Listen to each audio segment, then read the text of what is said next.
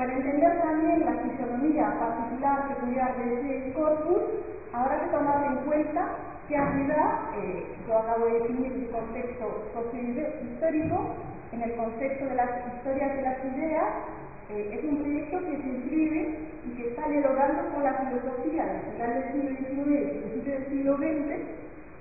filosofía que está atravesando un periodo de crisis, poniéndose en tela de juicio tanto el positivismo como el idealismo. Vamos a ver que los principales interlocutores de nuestros autores son, y lo comentaré de forma más pormenorizada a continuación, el neocantismo, la fenomenología, la hermenéutica, tradiciones que a lo mejor hemos perdido de vista cuando empezamos ayer a Bakhtin y a los demás autores en un contexto estructuralista, ¿no? O sea, cambiamos por completo el enfoque inicial. Verán también que uno de los ensayos, ahí donde me detendré, uno de los elementos que forman la originalidad del trabajo de estos autores es precisamente pretender superar el escollo de estas dos grandes tendencias, el positivismo por un lado, el idealismo por otro, y veían o estaban percibiendo quizá una tendencia que ya estaba adelantándose en ese sentido, y es lo que van a llamar ellos el formalismo occidental. Formalismo occidental, lo comentaré, en realidad se están refiriendo a los historiadores del arte, por eso digo que es un verdadero reto leer a Bakhtin, historiadores del arte, autores como Schiller, Rösy, Wominger, Hildebrand, que muy a menudo apenas se conocían o se conocen. Por ejemplo, es verdad que ahí conozco mejor el ámbito de las traducciones francesas, pero estos mismos textos se han traducido solo hace unos años, con lo cual leer a Bakhtin sin conocer tampoco lo que hay detrás, pues empezamos a ver cuáles son las dificultades. Y la otra tendencia en la que este grupo estaba viendo quizá una puerta de salida a este callejón sin salida era justamente el materialismo histórico. No lo estoy diciendo a propósito de esa forma, y no diciendo marxismo, para evitar otra vez los efectos de desenfoques, ¿no? De desactualización. Hablar de materialismo histórico en los años 30 no es lo mismo que hablar de marxismo en los años 60 en París, cuando se leía La luz de Althusser. Entonces, vamos a ver que constantemente hay estos efectos, ¿no? de desenfoque que producen problemas de interpretación. Antes de ir más adelante les voy a decir pues, unos cuantos datos muy escuetos sobre la biografía. Ahí me voy a centrar solo en el protagonista principal, Michel Bakhtin. Verán a continuación por qué, ya que hay una polémica respecto de la autoría de los textos publicados bajo el nombre de los otros dos, Pablo Medvedev y Valentín Mosquito, con lo cual, pues la vida que mejor se conoce, al fin y al cabo, es la del jefe de fila o jefe de la cabecera, aunque se pueda discutir de este tema. Bakhtin nació en 1895 en Oriol, una ciudad cerca de Moscú, en una familia culta, de la nobleza venida a menos, y va a tener, igual que sus hermanos, 3 hermanas y un hermano, una educación de corte europeo, es decir, que conoce el alemán, estudia las lenguas clásicas, sabe griego, va a tener varios desplazamientos, la familia se muda de casa, va a Vilnius, a Odessa, y va a cursar estudios universitarios en San Petersburgo. Es ahí donde sorprende, ¿no?, la revolución rusa, y en ese momento hay un acontecimiento ya importante en su vida. Su hermano Nicolai, en realidad se va a marchar, se alista en el ejército blanco, y es una fractura importante sobre la que, de hecho, en este volumen, ¿no?, Tania Galentiano,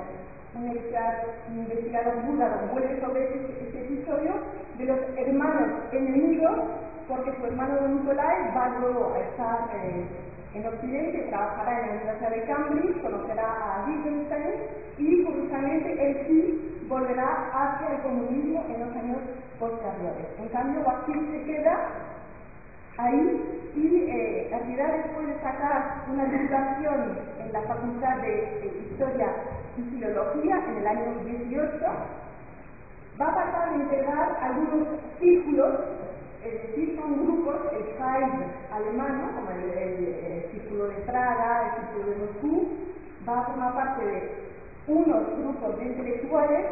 Se suelen mencionar 3 grupos. El primero, y los 3 se refieren a ciudades, el grupo de Nebel, el segundo de Vicente y el tercero, que es el más conocido, de Leningrado. Y en estos 3 grupos donde se reúnen estos intelectuales va a conocer a algunos de estos amigos con los que trabajará y bajo el nombre de los cuales se publicarán algunos de los libros de los que voy a hablar. Puedo mencionar, además de Medvedev y Voloshinov, el nombre de Chagall, algo mayor que Bakhtin, porque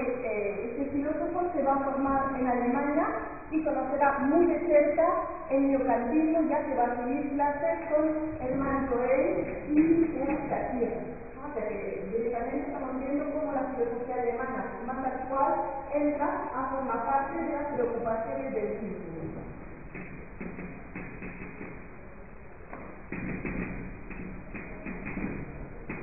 Entonces, los círculos se deben al desplazamiento, ¿no?, de las personas, por razones obviamente sociohistóricas, y digamos que sobre todo en la época de Leningrado, que se corresponde al traslado que hace Bakhtin en el año 24, donde vamos a ver que se centra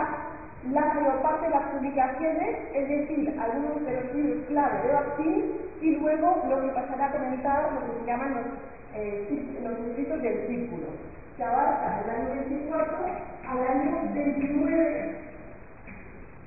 con un libro de Saga, lo que era la continuación, el famoso libro que todos conocemos y que ha sido uno de los más conocidos en Europa, de forma general, el libro sobre la poética de Dostoyevski. Entonces, después del año 29, Bakhtin ese libro sobre Dostoyevski lo publica con la ayuda de su amigo Medvedev, y en ese mismo año Bakhtin es arrestado por varios cargos, se alude a razones religiosas, políticas, en fin, nunca se aclara del todo, y lo mandan al Gulag, pero por razones de enfermedad, tiene una salud muy frágil, tiene una enfermedad en la pierna, se conmuta esa pena en una pena de exilio que va a pasar en Kazajstán.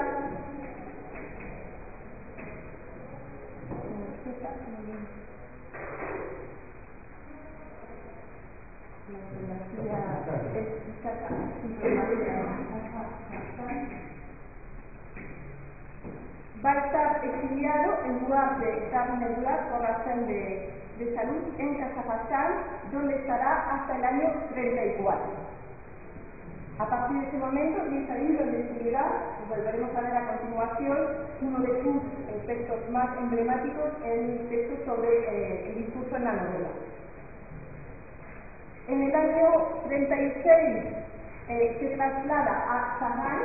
y es allí donde va a pasar casi la totalidad de su vida, que está a 600 kilómetros de Moscú. Vamos a ver que en un momento dado, durante la guerra, se vuelve a trasladar a otro sitio, pero digamos que la mayor parte de su vida la pasa en Saransk, en Moldavia,